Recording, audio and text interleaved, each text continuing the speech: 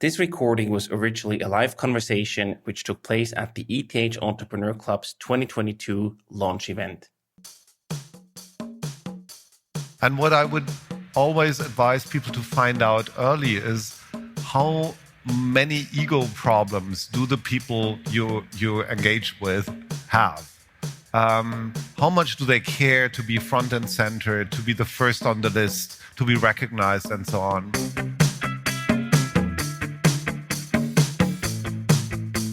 Welcome to the Swisspreneur Show, a podcast about startup stories and learnings from experienced entrepreneurs. Here's your host, Silvan.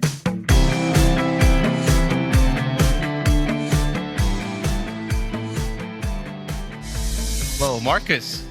Thank you so much for traveling all the way from Berlin to meet us here in Zurich. Thank you for joining. Thank you for having me. It's great to be here. You are the chairman and co-founder at Babbel, the market-leading app for language learning. Many of us probably even use it themselves. And you're also part at Wachstumsbegleitung, which offers coaching and consulting for scaling startups.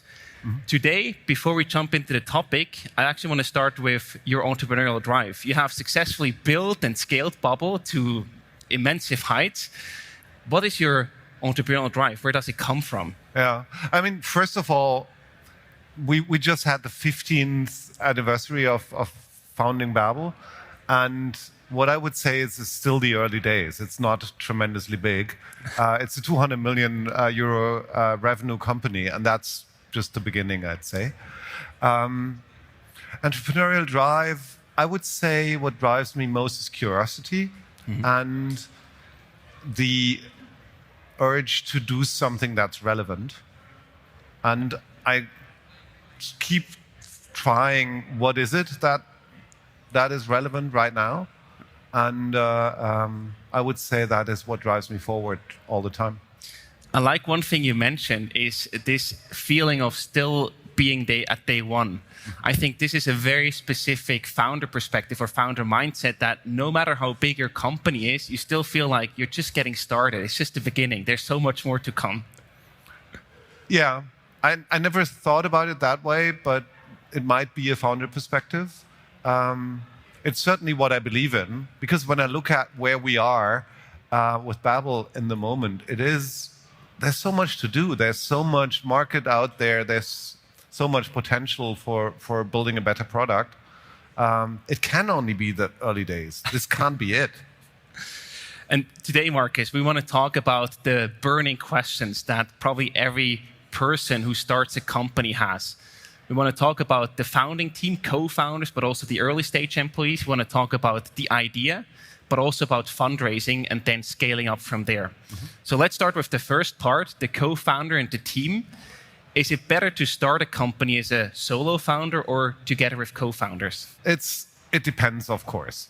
I think statistically, solo founders are more successful, but I think that's also a self-selection bias because only few people have the backbone to do that, the whole thing alone. Mm-hmm. I would say if you have a choice, rather start with a team, because being alone is never the best choice if you have any. Right. If nobody wants to work with you, you'll have to do it alone. Yeah. If you go for co-founders, is there any certain perfect number of the amount of co-founders? Like 3 we often hear in our podcast. Would you say that there's a certain perfect number in terms of co-founders? No, I usually don't believe in schematics that are repeatable because every company is different, every market is different, every problem is in a way different. I would say more than 4 is plenty. Mm-hmm. And less than 2 is just a solo founder. Right, so, yeah, 3 might be a good number. 4 might work. But yeah, keep in mind, no founder team in the world keeps being that stable team forever. Every founder team at a certain point kind of disintegrates and splits up. And that's fine. That's not failure. That's part of development also. It's part of the development, absolutely. So now we know co-founders are probably better to have a team to start. Now the big question is, where do I find my co-founders? Yeah, I think the bad news is you better have them before you start. Because if you start looking for people, if you're already in the development of building your company, you don't know enough about them. It's quite a ride to build a company together, and I would say for everybody who thinks about building companies at some point in their life, keep people close that are worth working with. People you want to go to Mars with, you want to change the world with. There are very few out there, and finding them is a lengthy process over time. So very often, if you say that, people think, "Oh, I'm just going to start a company with my friends, maybe with family, or even my romantic partner." Is that something you would advise people to do or to consider? I would certainly not advise that, but it depends. Sometimes co-founders who are romantically involved can be very, very successful. There are cases there. Mm-hmm. I think it's important in any constellation where you have different layers of a relationship that you're absolutely open with each other, open about what's your motivation, open about what's your expectation and what's driving you, and don't tell the story that others want to hear. Right. And if you decide to do that, to go for co-founders, but not with romantic partners or family members, where do you find them? Is it like past work colleagues or study friends? What would you recommend there? Where should you look for co-founders? It depends. Very often you find them at university, if you go to a tech university, because, I mean, like it or not, the people you want to hang out with when you build a tech company are techies, right? So if you're not in tech yourself, then you might not want to find your co-founders around your business school or wherever you are. Mm-hmm. Very often, I found my co-founders at work. Yeah. That's usually pretty good because you see them working, mm-hmm. and you have an understanding how they approach problems, how they work. So wherever you can meet them in the subway, but I think you never meet them as, this is my co-founder, but this is a cool person, and with that person I want to do more. I think that's the initial thing. Yeah. And then at a certain point, there might be an opportunity to say, let's start something. Absolutely. So having a past history together, ideally in a work context, is a great way to start off for a company. For sure, yes. Yes. And what conversations should you actually have together before you then say, okay, now we start a company together? Because there are many things that you should discuss about, that you should have a conversation about to make sure that you're on the same page and don't run into big problems later down the road that you could have solved early on. I think a main topic to clarify is, why are we doing this? Personally, what's your objective? And we all, I think, have a drive to tell ourselves and others stories that sound great. But these stories might not always be the harsh truth. And if I'm just in for the money, I better put that on the table right away, and don't talk about making the world a better place or doing something for whatever. I think honesty and clarity is key, mm-hmm. and it's mostly about the motivation. And what I would always advise people to find out early is, how many ego problems do the people you engage with have? How much do they care to be front and center, to be the first on the list, to be recognized, and so on? Because that's the most energy drain down the road if somebody has an ego issue. What are some indicators? How can you find that out early enough before you start the company? I think there's so many opportunities to, if you watch people, just how they behave. Are they okay to be second in line? Are they okay to be overlooked here and there, to be not mentioned, and so on? Or do they need to say, oh, this was my idea, I was the one who started it, and so on? Do they have the urge to appear as larger than life? And it's observation, I think, that helps. Once you have your co-founding team, of course, there are many tasks at hand, but at the same time, you also do a bit of everything. Nevertheless, are there any role splits or task splits that you would recommend amongst co-founders when you're starting out? No, I think in the beginning, we're all generalists. I think in the best companies, in the very early days, everybody does everything and everybody understands everything. Differentiation comes later. And I think as a founder, I have to learn what matters in my company. And if it happens to be deep tech and I'm not a techie, I'm in for a ride. I have to understand a lot of what's going on. I can't just say, oh, I'm a business person and I can't be bothered with this.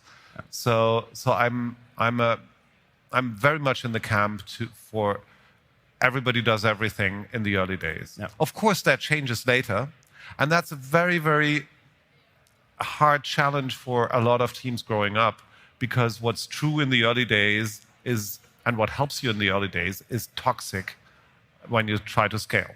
Yeah. That's a challenge by itself. We're going to also address that at the end of the conversation real quick. One thing that then changes, of course, is you are growing. You probably also do your first hires. Are there any specific roles that you see that are key to hire early on to grow a team? No, I don't think so. I wouldn't say you do key hires in the early days, usually. When you build up something, you need people who do the work. And you would probably take whoever is ready to do it. They don't have to stick with the company forever. Yeah. So I think one advice I give to all founders is don't ever solve a problem you currently don't have. So don't hire somebody who might be instrumental three years down the road, or even 12 months down the road. Hire people who are relevant right now.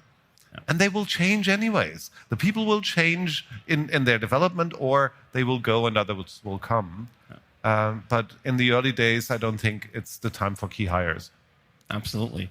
So now we talked about the founding team. Of course, it's also very relevant what problem you're solving, what your business idea is. So how important is this idea compared to the team? Is there one thing that is more important from your perspective?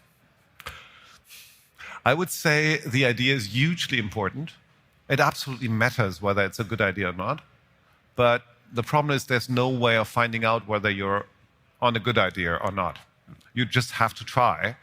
And it's even impossible to say, when do you know? And that's where entrepreneurship really hurts and where it's really tough to make the judgment call of, am I riding a dead horse, or didn't I try hard enough? Should I try it the other way? That's such a personal question, and there's no right or wrong answer to that. And when it comes to the team, what you need is adaptability. You need a team that can change and that can modify the idea. Very often, the idea a company is successful with is different to the idea they actually started with. Yeah. If you try to execute the idea in the beginning, that you had in the beginning, you very often lose. You have to adapt, you have to change, and you even have to change the team and the setup of the team. Mm-hmm. And then there's a very interesting question, right? What has a higher chance of success? A mediocre team with a great idea, or a fantastic team with a mediocre idea? Well, I think the investor answer would be you need both. In reality, I think a fantastic team will adapt the idea. Mm-hmm. And if you have a fantastic idea and you are yourself adaptable, you might have the time to get the right team together. So if one of the two is outstandingly great, you have a fair chance. But ultimately, you need to get to the right idea. You can't build a fantastic business out of a lame idea. What happens if you have a great team is you will sharpen and adapt the idea into something that really kicks ass, and that's how you can tell it's a great team. There was one quote that came to mind when I saw this question, and it was from Derek Sivers, and he wrote, "Ideas are just a multiplier of execution." Do you agree or disagree with that statement? Yeah, I think the word execution doesn't work in an early stage startup, because execution is kind of a waterfall idea. You have something and then you execute on it. But what happens in an early stage startup is you're kind of lost in a jungle and you find your way. That's not execution. That's survival. Yeah. And as I said, the idea is modified and changes, and what you think execution is changes as well. So I would say the number one success factor is adaptability. Yeah. How good are you to adapt to the challenges, and how good are you to understand what is a challenge and what is just something you have to ignore and power through. Yeah. Before you said you don't really know whether you're on the wrong path in terms of your idea or not. Let me ask it differently. When and how do you realize whether it's time to adapt the idea or not? You don't. You know? You don't ever have an external help for that. Because, I mean, people might tell you this is a dead horse, but how many of the great businesses you see today Exactly. have gotten that advice? Yeah. Right? So that is where you as an entrepreneur really matter. And there's no help. You're alone in that, or the team is alone in making that decision. Is this horse dead or not? You don't know. You never know. And you can even have some initial traction, and then the whole thing falls off a cliff because it was an artificial effect or just a good phase or whatever. So you don't know. That's what the whole thing is about. Would you say this also is very much related to just gut feeling and also personal motivation to continue down that path?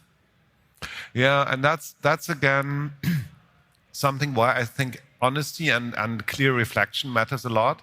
Because if you don't have a lot of experience, your gut feel is often worth nothing. No. And it doesn't feel less evident and less strong of a feeling. But I think being honest about how good is my judgment here and how good is my experience matters a lot. And then all the things come into play, like how long can you afford to do this? How much fun do you have doing it? Is your relationship breaking apart because of of building your company? That might be an indicator to focus on something else. So it's a complex environment, and it's an impossible decision. Right. So you can only take it the best way you can at that moment. It's hard to grasp that, right? Because it's like very helpful advice, but also not very helpful advice because it's complex. There's no easy answer. Yeah. But it's also just reality that it's not black and white. It's a really big gray area. I think that's the tough reality of building a business and of what we can call entrepreneurship. And that might be actually the core of entrepreneurship, that you have to make these judgment calls. Entrepreneurship is not about working hard, about trying new things, whatever. Entrepreneurship is about like suffering this and sustaining this pressure of, I don't know whether the path I'm on leads to anything. And I still go it, or ultimately I call it off. Right. And along the way, if you found your co-founding team, you found the idea that you want to work on, at least for now, eventually down the road, you also think about getting investors on board. So should I immediately go for a pre-seed round and get investors on board very early on? I'm always in a camp of bootstrapping a business as long as possible, but it so much depends on what you build, right? So if you're in deep tech, it's really different than if you build hardware or med tech or whatever. Sometimes you just need money to build stuff, especially if it's material, if it's real world. But as long as you can stay bootstrapped, because that gives you control and that keeps you focused on what matters, and what matters is building the product, getting the first customers on board. And there are some early stage founders who very much focus on getting funding and being attractive to investors. But investors are just accelerators. They're not your customers. Yeah. They don't really matter. Sorry to all investors listening. And one question, of course, you invest a lot of time and energy into your startup, especially even more so in the early phase. Should you also invest your own capital into your company? As much as you can afford to lose it, yes. So, I mean, it's a high-risk thing, and if you have money sitting there that you can afford to not have, invest it. Yeah. If it would be your ruin, you better not do it. Mm-hmm. And that's the advice. And then a major rule of entrepreneurship kicks in, and that is listen to good advice and then take your decision and follow the advice or not. There are always exceptions. There's always situations where it makes sense to take all the risks in the world. Right. We talked before about family, friends, and we also, in the investment sense, call them fools. It's not a good idea to have them as co-founders. Should you still take their money if they want to invest? Again, it depends. I think it matters that you're clear in managing expectations. Anybody who puts money into an early stage startup just has a high risk of losing it all. And I think that is, everybody has to be okay with that, really okay with that. And it's often a relationship thing. So if it's family money, it can be really, really difficult. And it can make your life really miserable. So it depends on how many choices you have. If you can take money from foreigners, or from people you don't know, then do that. Just take money from strangers rather than from family. And ideally, take money from customers. That's a good one. But often you then end with VCs or with business angels. Do you have a preference to go for one of these at the early stage? No. As long as you don't expect any of those to really solve your problems, they will give you money. Some have a good network. Some can give good advice. Some give terrible advice. Yeah. I would always look for people who you can work with and who you trust. Because they might be around longer than you think. And especially if the company gets bigger, and if it's a lot of money you're talking about, then you want people who are reliable and who have strong ethics. No. And one thing that, of course, you have to ask yourself when you're fundraising, or at least think about getting investors on board, is what is sort of the story that we tell them? And many investors, they want to hear the story, even if it's not true, that you are on your path to build a unicorn, $1 billion valuation company. Is that something that everyone should strive towards as a goal? I think that those are two different questions. If you build a deck for investors, you have to show what is the ultimate potential of what you're building. Mm-hmm. Right? And I think you have to be absolutely honest whether you want to build something big or something that is sustainable on a lower basis, right? But the extrapolation, how large can this be, absolutely matters to investors. Yeah. The motivation to just now we're founding a unicorn to me is a terrible idea.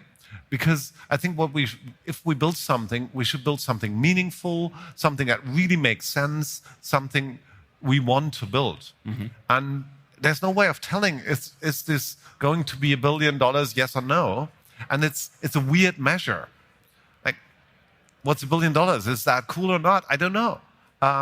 I'd say $1 billion in revenue is cool, but even that might just not be what matters to you.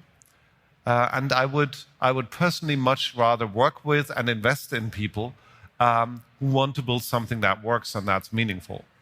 And that is also very closely related to their personal goals and vision, that you are rowing in the same direction in the end. Yeah, for sure.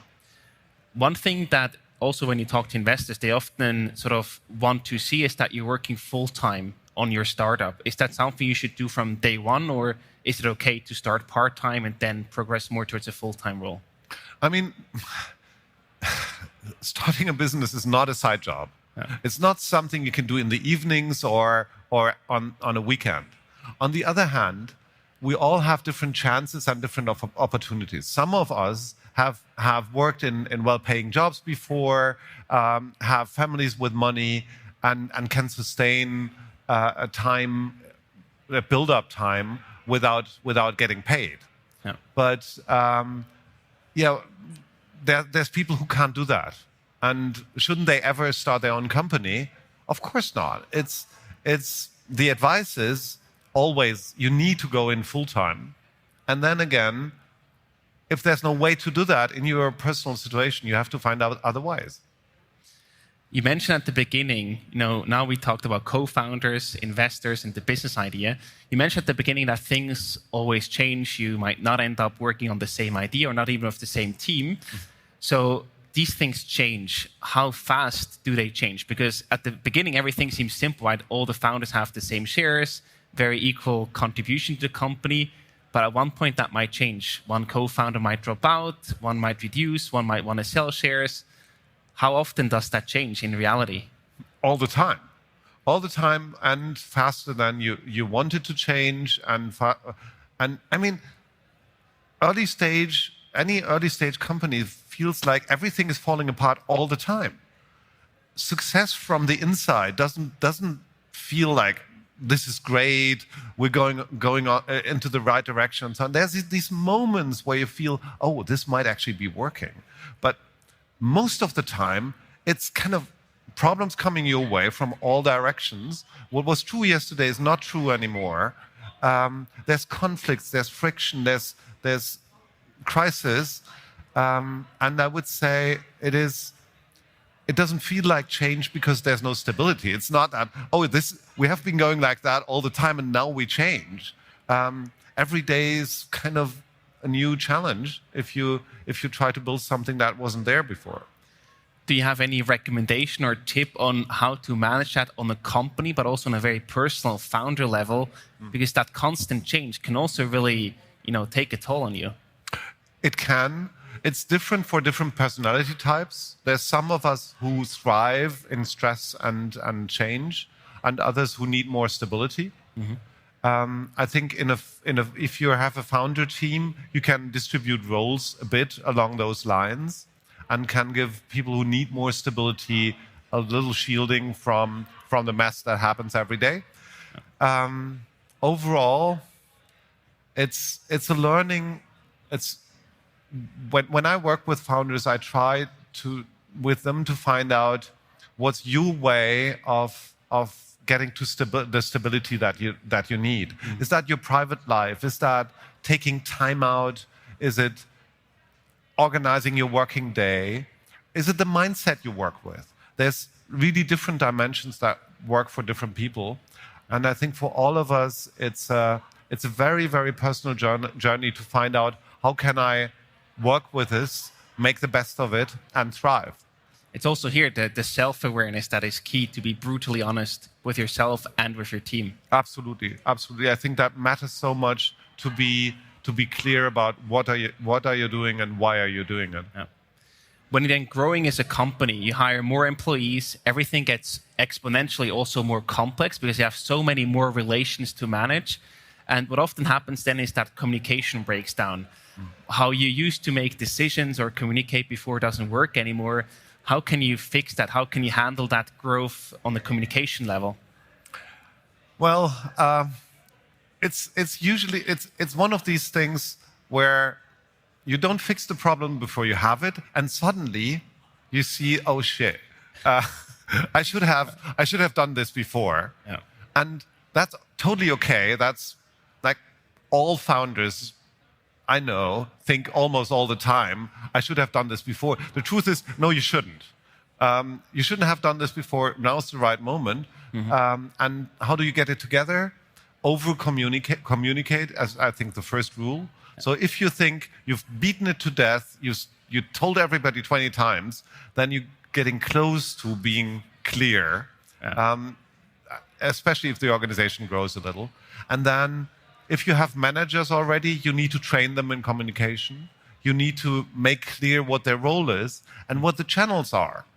So in the beginning, rules are your enemy. You have to break rules all the time and pave your own path. From a certain point onwards, you have to make rules for everybody to understand what they're doing. Otherwise, you have sheer chaos. You've seen the growth yourself at Babel in your own company.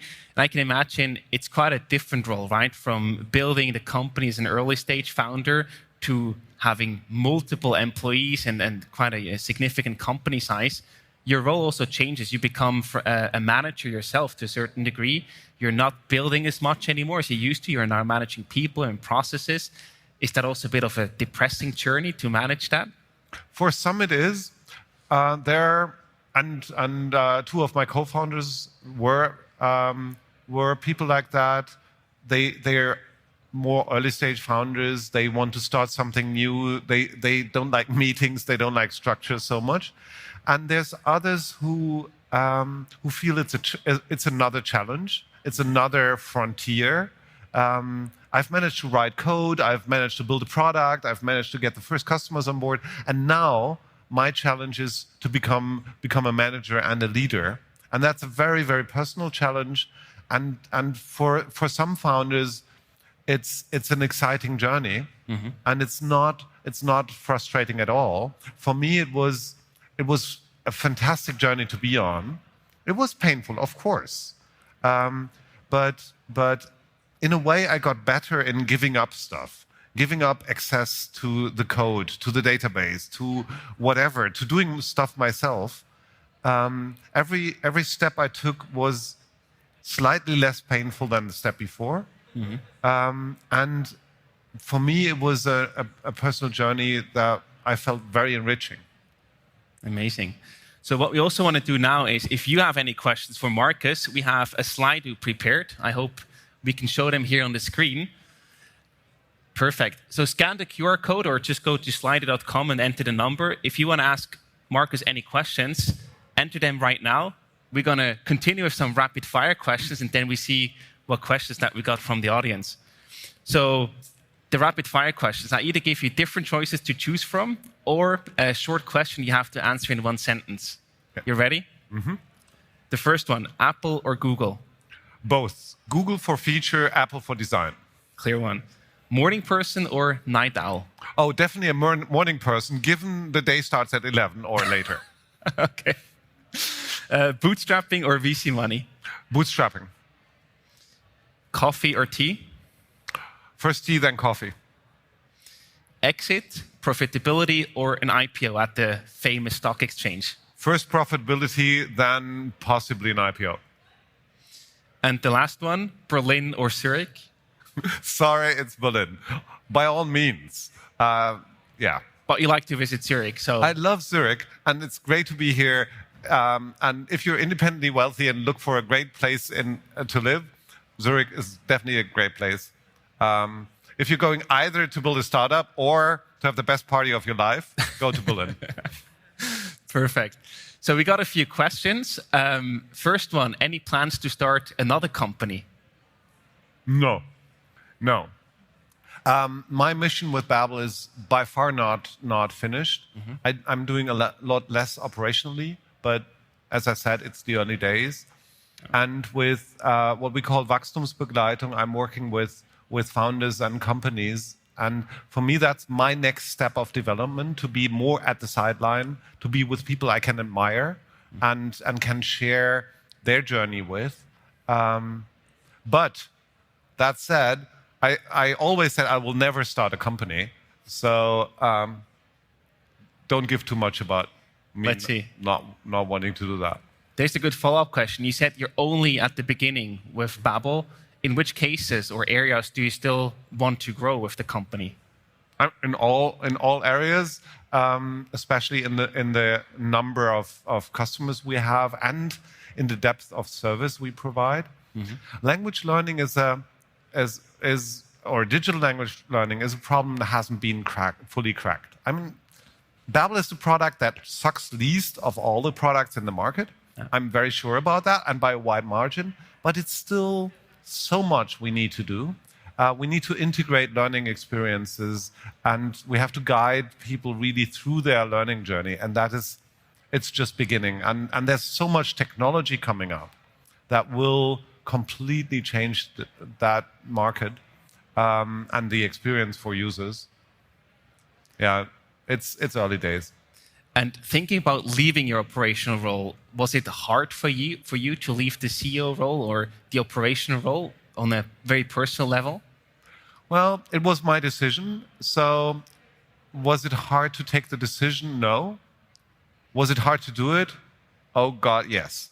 I mean, the first month after I quit, I didn't come to the office. I just did nothing.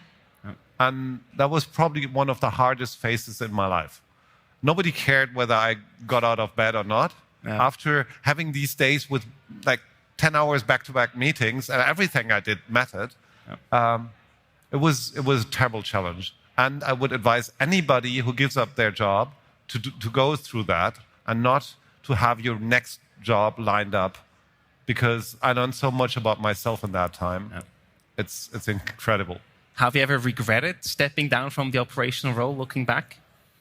I mean, there's moments where I long for some things that I did or had, but overall, no.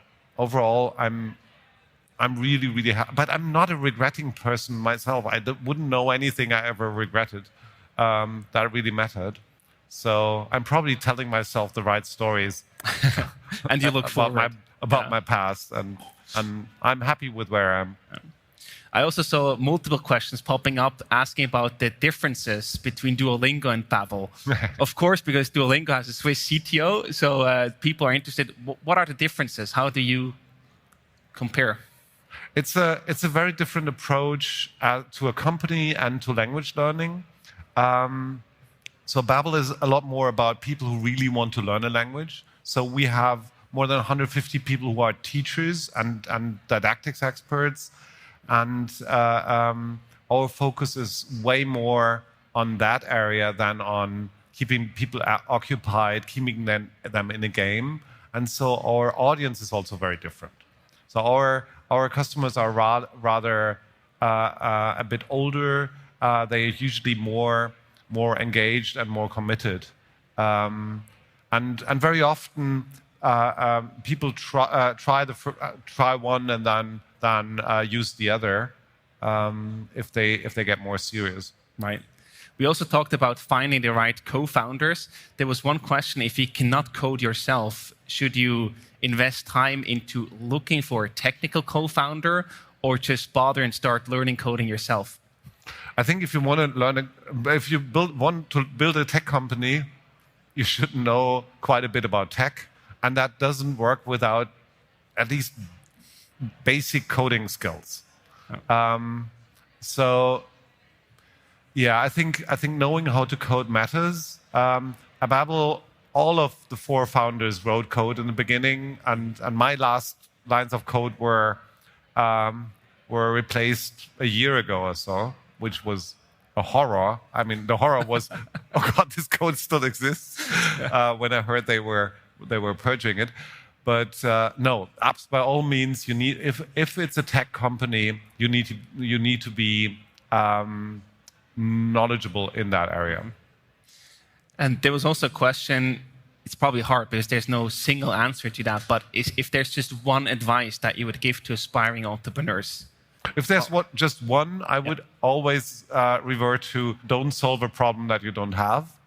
I think that's the most important thing, because very many founders look at things down the road, like localization. We do this in 5 languages. We do this in 12 countries, whatever. If it's not your problem right now, just ignore it. Let future you bother about it. Yeah.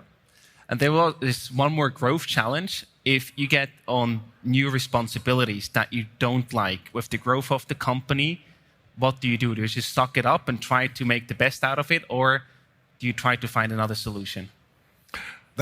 For me personally, that's a tough question because I never thought about tasks in a way, do I like them or not? But rather in a way, do they make sense or not? Okay.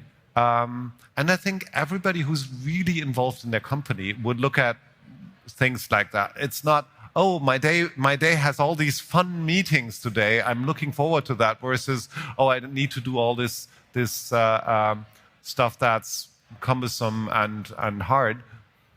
No, it's if it makes sense for what I'm trying to build, I'm looking forward to it. Mm-hmm. So, yeah, I think suck it up. And maybe the last question, people, of course, are also interested, how many languages have you learned yourself through Bavel? From scratch, probably only Spanish. I vastly improved my Italian and got my French skills to a better place. But admittedly, most of that, or much of that, happened after I stepped down from the CEO job. Mm-hmm. Because if you're at the helm of the company and trying to use your own product, it's a nightmare. Because every time you open the product, you run into something that's, oh, why is this? Why don't we have that? And you end up in your email or Slack and contacting people, why is this and why doesn't that work? It's a distraction, and it keeps reminding you of problems that you still have. Has this gotten easier for you now without the operational role, or is it still the same? No, it has become a lot easier. It's not completely easy, but it's way more.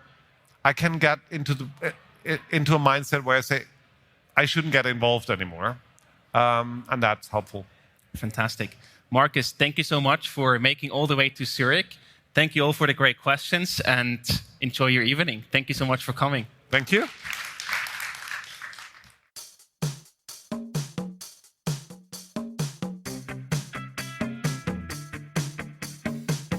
We hope you enjoyed today's episode.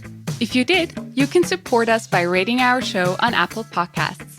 This way, we can reach an ever-growing number of aspiring entrepreneurs.